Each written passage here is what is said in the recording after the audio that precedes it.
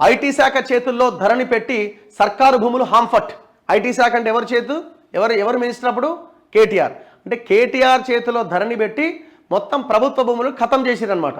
కేటీఆర్ ఎవరి చేతిలో పెట్టిన ధరణి తీసుకుపోయి తన బినామీల చేతిలో ఆంధ్రప్రదేశ్కు చెందిన శ్రీధర్ గాదిరాజు వంటి ఆ రాజుల చేతిలో ఆ పోర్టల్ని పెట్టి మొత్తం గవర్నమెంట్ భూములు కబ్జా చేసిండు. బయటకు వస్తున్న గత బీఆర్ఎస్ ప్రభుత్వ పెద్దల లీలలు. రెవెన్యూ డిపార్ట్మెంట్ చూడాల్సిన పనులన్నీ టీఎస్టీఎస్కే అప్పగింత. టీఎస్టీఎస్ స్పెషల్ కమిషనర్కే ధరణి పోర్టల్ బాధ్యతలు. పోర్టల్ ఏ భూమిని మార్చాలన్నా ఐటీ శాఖలోనే కీ. ఇదే అదనుగా వేల ఎకరాల ప్రభుత్వ వివాదాస్పద ల్యాండ్స్ కబ్జా. పోర్టల్లో జరిపిన తతంగమంతా సీక్రెట్. రంగారెడ్డి, మేడ్చల్, సంగారెడ్డి, వికారాబాదులో భారీగా అక్రమాలు. గుర్తించిన కొత్త ప్రభుత్వం. గుర్తించినారు, బాగానే ఉంది. గుర్తించి ఏం చేస్తారు? దొంగలని నీకు సగం నాకు సగం అంటారా? లేదు తీసుకుపోయి లోపలేస్తారా? రాహుల్ గాంధీ హామీ ఇచ్చారు. ప్రతిరోజు మేము చెప్తున్నాం. రాహుల్ గాంధీ ఇచ్చిన హామీ ఏంటి? కేసీఆర్ కుటుంబం కబ్జా పెట్టిన భూములన్నీ తిరిగి స్వాధీనం చేసుకొని పేద ప్రజలకి పంచుతామన్న హామీ ఇచ్చారు. ఈ హామీని మీరు నిలబెట్టుకొని తీరాల్సిందే. 6 నెలల, సంవత్సరమా, ఎంత టైం పడుతుందో మీరు చెప్పండి. ప్రజలు వెయిట్ చేస్తున్నారు. భూమి లేని నిరుపేదలు, దళిత, గిరిజన, బీసీ వర్గాలు వందల వేల లక్షల సంఖ్యలో ఉన్నారు. వాళ్ళకి ఆ భూములు కేటాయించండి. ఇండ్లు లేని నిరుపేదలు 22 లక్షల కుటుంబాలు ఉన్నాయి. వాళ్ళకి ఆ భూముల్లో ఇండ్లు కట్టించే ప్రయత్నం చేయండి.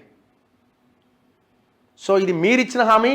ఇది మాత్రం మీరు నిలబెట్టుకోవాల్సిన అవసరం. మీరు ఈ గ్యారంటీలు ఇవన్నీ తర్వాత ఫస్ట్ ఈ ఇల్లు అన్న, భూమి అన్న ఈ ఆత్మగౌరవానికి సంబంధించిన విషయం. అండ్ దట్టు వేలాది ఎకరాల అసైన్డ్ భూములని దళితులు కోల్పోయినారు, గిరిజనులు కోల్పోయినారు, బీసీలు కోల్పోయినారు. గత ప్రభుత్వాలు, మీ ప్రభుత్వం ఇచ్చినవే, మీ ప్రభుత్వం ఇచ్చిన భూములని ఈ ప్రభుత్వం కబ్జా పెట్టింది.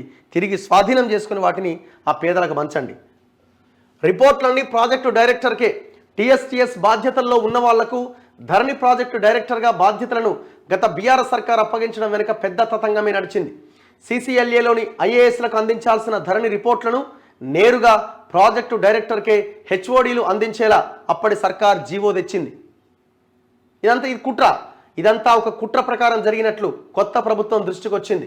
ధరణి ప్రాజెక్టు డైరెక్టర్ టీఎస్టీఎస్ నుంచే ఉండడం, ధరణి సర్వర్ సాఫ్ట్వేర్కు సంబంధించినవన్నీ టీఎస్టీఎస్ చూడడంతో గత ప్రభుత్వంలో కొందరు ఈజీగా డిజిటల్ రికార్డుల్లో తమకు అనుకూలంగా మార్పులు చేసుకున్నట్టుగా తేలింది. ఇట్లా రంగారెడ్డి, మేడ్చల్, మల్కాజ్గిరి, సంగారెడ్డి, వికారాబాద్ జిల్లాల్లోని వందలాది ఎకరాల గవర్నమెంట్, అటవీ, దేవాదాయ, వక్ఫ్ భూములతో పాటు అసైన్డ్ వివాదాస్పద ల్యాండ్స్ కూడా కాజేశారని కొత్త ప్రభుత్వం ప్రాథమికంగా గుర్తించింది. ధరణిలో జిల్లా కలెక్టర్ రిజెక్ట్ చేసిన కొన్ని అప్లికేషన్లలోని భూములను కూడా టీఎస్టీఎస్ ద్వారా సెట్ చేయించుకున్నారని నిర్ధారణకు వచ్చింది.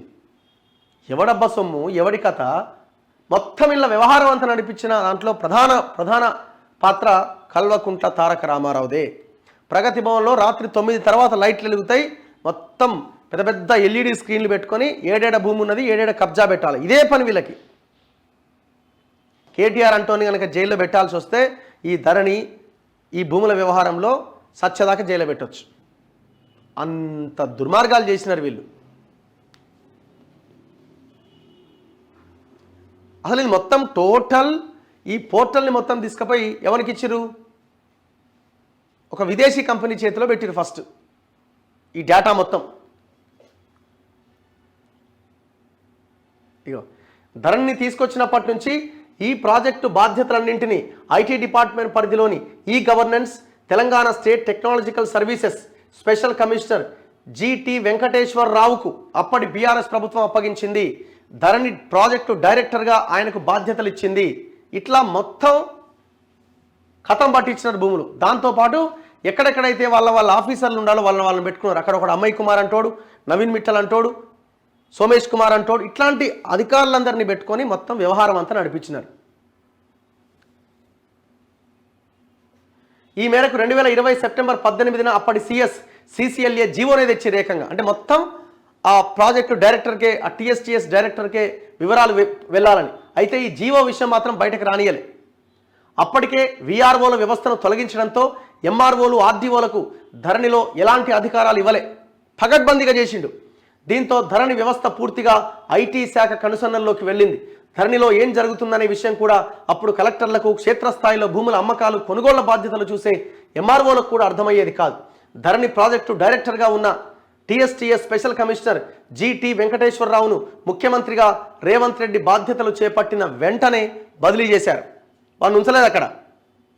టెక్నికల్ సేవలకు పరిమితం చేయాల్సింది పోయి సాధారణంగా ఏదైనా డిపార్ట్మెంట్లో కొత్త సాఫ్ట్వేర్ యాప్ను అందుబాటులోకి తెస్తే అందులో టెక్నికల్ వ్యవహారాలు, సైట్ ప్రాబ్లమ్స్, కొత్త అప్డేట్స్ వంటి సమయాల్లో మాత్రమే ఐటీ డిపార్ట్మెంట్స్ ఎంటర్ అవుతుంది.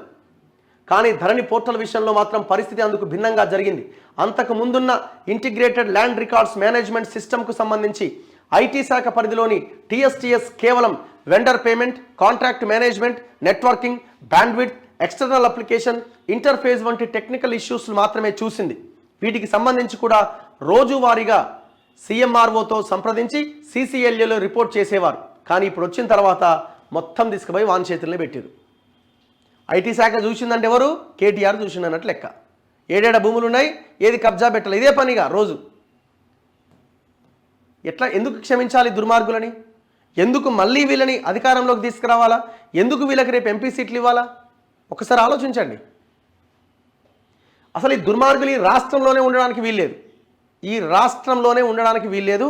తీసుకుపోయి మొత్తం జైల్లో పడేయాలి. మీరు చాలామంది అంటున్నారు ఇంకా ఎందుకు కేసీఆర్ ఇంత అరాచకం చేసిన తర్వాత వాళ్ళు ఎట్లా బయట తిరుగుతారండి? ఆలోచించండి ఒకసారి. భూమి అంటే మీ పిల్లల భవిష్యత్తు. ఒక ఎకరం భూమి ఉంటే నువ్వు దేనికోసం చూస్తావు? ఇగో నా కొడుక్కి భూమి, నా కూతురికి భూమి ఇవ్వచ్చు, ధైర్యంగా బతకొచ్చు అన్న దాంతో. దాన్ని మొత్తం ఎవరికి వాడు కబ్జాలు చేసుకుంటూ పోతే గవర్నమెంట్ భూమి ఎందుకు ఉంటుంది? ఏదైనా ఒక కష్టకాలంలో ప్రభుత్వానికి ఇబ్బంది వస్తే ఆ గవర్నమెంట్ భూమి ఒక అసెట్గా ఉంటుంది. మొత్తం చెరువులు కబ్జాలు పెట్టి, గవర్నమెంట్ భూములు కబ్జాలు పెట్టి అఫీషియల్గా టెండర్లు వేసి అమ్ముకుంటా ఉంటే ఎందుకు చూస్తూ ఊరుకుంటున్నాం మనం? ఈ భారతదేశ చరిత్రలో ఎవడన్నా ఇంత ఘోరంగా చేసిండా?